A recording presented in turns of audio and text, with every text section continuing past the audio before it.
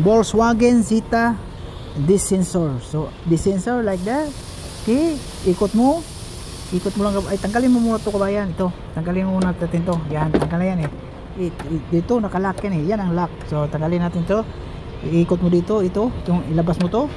Tapos pasok mo to. Ganyan. Tapos tanggal na yan siya. Tapos balik mo dito. Ilagay mo dito ngayon sa bagong pintuan. Tapos yan, ganyan lang yan. Ito nang iikot sa loob. Yan. Yan, lock na yan siya, oh. Volkswagen Zeta.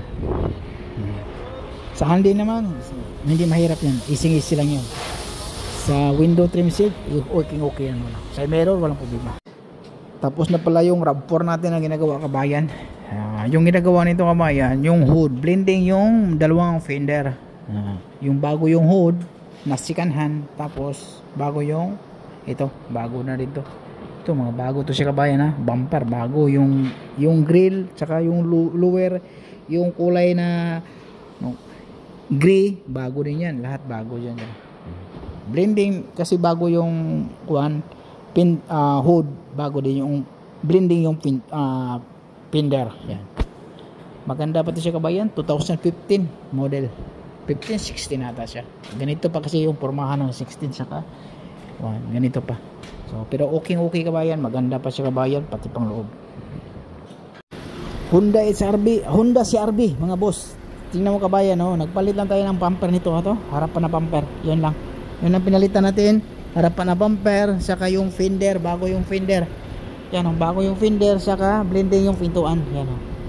So 2000 modelo, titingnan natin. 2017 Honda CR-V. Malaki na pa lang 2017. Oh, 17, 16 yan, di ba? Malaki na siya kabayan, no? Ganda sa pormahan lang, talagang panalo sa pormahan. Pero pag ganitong presyo, medyo mahal siya. Yan. So okay na, i-deliver na natin to. So ito pala yung pangpakintab ng tire natin. Yan, pangpakintab ng tire yan. Black, anong tawag to? Black. Hindi ko alam kung anong tawag nito eh. Basta black siya. Ayan, black tire. So talagang kikintab yung tire nito. Kikintab siya.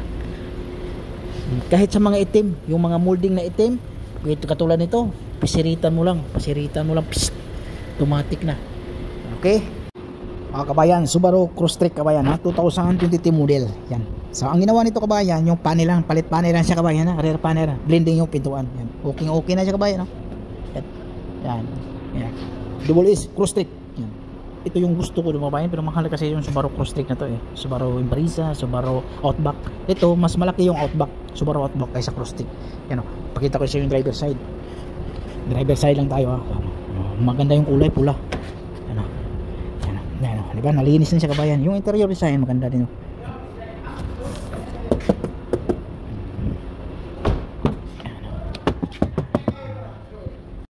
So, ito na naman tayo kabayan, Volkswagen Zeta. Paano pagtanggal ng handle? Hindi mahirap yung pagtanggal ng handle nito mga kabayan, kasi yung dito kabayan, itulak mo lang yon. Kailangan mayroon kang letter L. Saan may letter L natin? Ito, katulad nito. Katulad nito. O kaya hindi letter L, okay lang ganito, flat, okay lang dito. Basta itulak mo lang to, yung parang sasabit niyan. Pero pag mag-lock ka na, pag i-lock mo na kabayan, katulad nito, magkabit na ako, hihilahin ko na to. Itong ipasok ko kunti dito, tapos iikot ko, tapos sabay hila. Ganun forma, yan. Tapos hila, tapos kahit nakaganyan din. Pag mahila mo na yon, automatic maglalak na to. Pero pag maglagay ka na kabayan, kailan nakaganito to. Kasi para ipapasok mo tong handle dito eh. Ito. Ayan. Ito. Yan. Papasok mo yan, Pasok mo yan. Yan. Pakita ko sa inyo. Yan. Tapos pasok mo dito yan. Yung titi dito, pasok mo. Pero ito, inilabas ko na to. Mahila-hila to siya mga kabayan. Yan to. Pwede hilahin yan to. Katulad yan, ayan, di ba? Ayan, pag ito iganon mo to dito, yung sinasabi ko, pag hilahin automatic papasok na to eh. Katulad nito, yan, nag-lock nito siya. Ito nag-lock to. So ipasok ko to para makita nyo. Ayan, di ba? no, pasok na siya. I-lock natin, i-ganon ko, maglalak yan. Yan, kabayan, para makita nyo kabayan. Yan o, diba? Lock na yan siya. Tapos lagay mo na yung maliit, ito maliit. Ganun lang kasimple pag Volkswagen. Pero iba-ibang pag Volkswagen kasi kabayan, halos ganito lahat yung Volkswagen. Okay, kahit ito Jetta, medyo bagong modelo to eh. Ganun lang, okay na, ganun lang. Yan, tatanggalin ko lahat. Ito bagong rubber to kasi parang BMW to kabayan. Yan, pagtanggalin mo, lagyan mo ulit ng double adhesive. 2015 Honda Civic.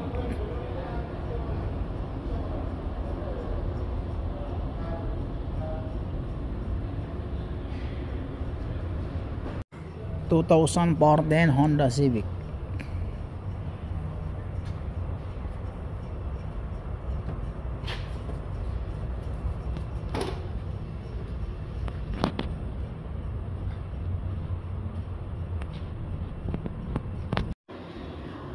Kabayan, Audi Q3 2022 model yung gagawin natin kabayan, yung pintuan, yung molding, yung cover niya sa lower. Ito, i-repair natin to. Mga scratch lang din naman. Yan, scratch lang to siya. Ito siya, baba. Tapos ito naman yung molding, tama din to siya. Yan, ito. So lilihain lang natin to. Tapos itong pintuan, pinalo lang natin yan. Tapos may lubog kunti, yung lubog masilya na lang yan kabayan, pa mabilis yung trabaho. Yan, ito lang yung kabayan, blending yung pintuan kabayan ha. Natanggal ko na yung window trim belt doon, tapos sa baba din yung molding sa baba. So ito kabayan, repair natin. Mayroon tayong pintuan na 6 na oras, tapusin na natin ng 1 oras kalahati yan. Tapos yun, yung repair kabayan, blending, tapos repair yung molding. Magkanong bayad? Audi Q3 2022 model, 2,843 Canadian dollar. Okay, nasa 80, 100 mga 110 110,000 kamatay. Ayan, repair 110,000 sa piso. Okay,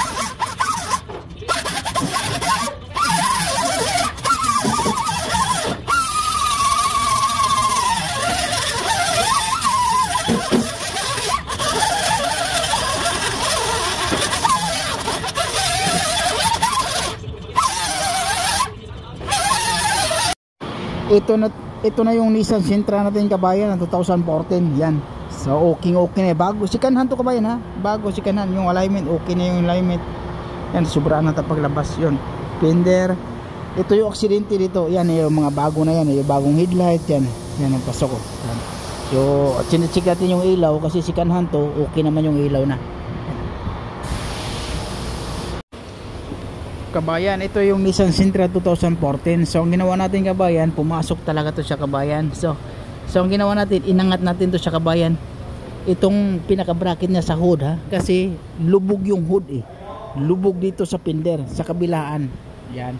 Ngayon okay na siya yung alignment kasi ito kabayan bumaba. So hindi natin yung hood naman yung bracket, hindi natin mababa yan kasi matibay. So ang ginawa natin, in-adjust natin dito kabayan. Yan o. Okay na yan siya kabayan ha. Yan ha. Yan. So okay na yung alignment niya. Nissan Sentra 2014. Yan kabayan, linis na yan siya kabayan ha. So ito, winter tire. Winter tire na. Ito yung pakinis sa gulong. Tingnan mo. Pati yan o. Yan o. Pakinisin natin yan o. Diba?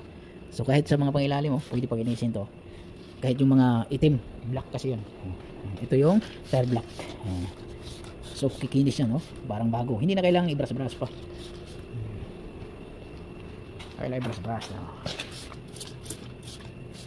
Yan o. So, marumi yan pero pag surihan yan talaga lilinis yan. Sama na natin yung rim. Kikintab talaga yan no? Tapos na yung Kia Rio natin kabayan at 2022. So nahirapan akong mag-align dito sa hood saka yung sa bumper. Kasi bumababa masyado yung bumper o yung hood. Ibig sabihin, hindi pala baliktad. So tumaas. So kailangan ibaba. So ang ginawa ko kabayan, yung bracket doon sa pangilalim, yung pinaka bracket na nabakal, inangat ko lang para yung hood aangat din. Tapos yan yung medyo okay na siya dito. Diba? Dapat kasi pantay talaga yan sa kabayan pero okay lang naman Kia Rio 2022. Matibay ang kuha nito kabayan ha, yung Rio, yung bakal niya sa body matibay kabayan, maganda. Gusto ko itong Kia Rio na to, matibay.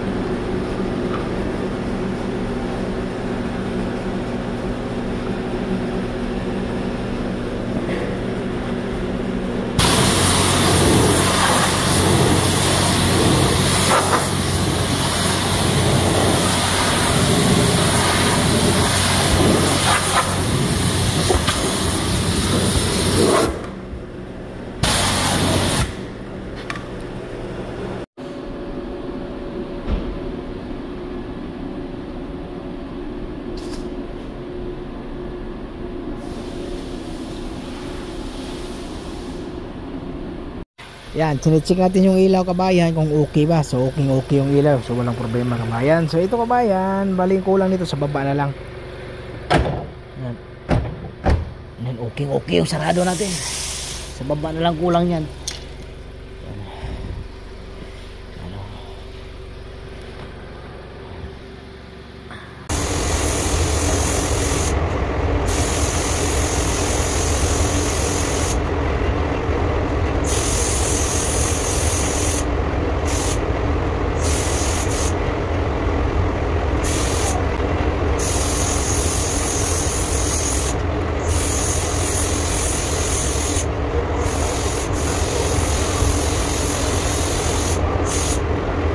Sa bagong tapos yan, tapos sa pintuan, so yung papel niya sa yung papel, bagong papel. Kaya yung features yung bagong big tapos tubig na, ikin na ito tapos sa mga yung basa yung basa hindi kasama yung pintuan ng kalkot, yung papel niya sa pagkanya sa hindi kasi bagong linis. Kasi pag mo, may uskas kasi sa bagong sa yan, kaya yung uskas kasi. So kung sa lagyan natin sa bunda. So yung kasi yung papel, yung sulit ng mga yung yan. So may taas, so ba, so yung nakita yung yung kasi yung papel.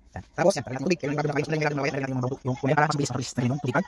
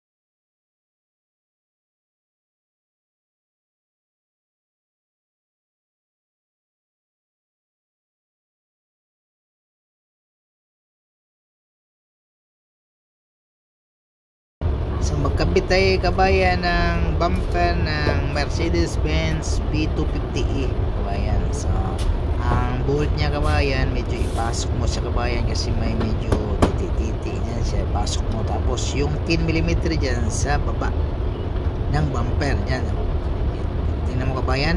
So ganyan talaga tayo kabayan, pag magtanggal tayo ng bumper, mayroong bolt dyan na 10mm dyan sa loob. Yan o, dalawang piraso yan. So minsan yun na yung sinasabi ko, pag BMW minsan tatlo pa yan dyan. Tapos yung ang problema niya kabayan, yung fender skirt niya matibay. Yun ang matibay, talagang mahirapan ka, sakit yung kamay mo dyan, yun ang mahirap. Pero yung Mercedes naman, pwede mo ipaling yan, hindi ganong matibay yung fender skirt niyan. Yung BMW matibay, talagang mahirapan ka. So kailangan mo lang diskartihan mo para hindi ka ganong mahirapan. Yan, tatanggalin lang natin yan. Yan, may machine naman tayo. Pag maipit na yun, 10mm, okay na siya kabayan. Basta dalawa yan siya. Unahin mo lang yung sa baba, yung hindi ka mahirapan. Pangalawa na yung medyo mahirap, yung loob talaga. So bagong bumper pala yan sa kabayan. Brand new na bumper yan. Tapos kasi pinalitan natin ang bumper kasi basag yung unang bumper. Hindi ko na naipakita yung paano titanggal. So nagkuha na tayo, nagasimbol na tayo yan. Okay kabayan, maraming salamat kabayan, at huwag kalimutang mag-subscribe kabayan. So, pag mano-mano to sa kabayan, mahirap to. Ito hindi ganun mahirap to sa kabayan, pero mahirap ito kabayan, no? Double adhesive na to.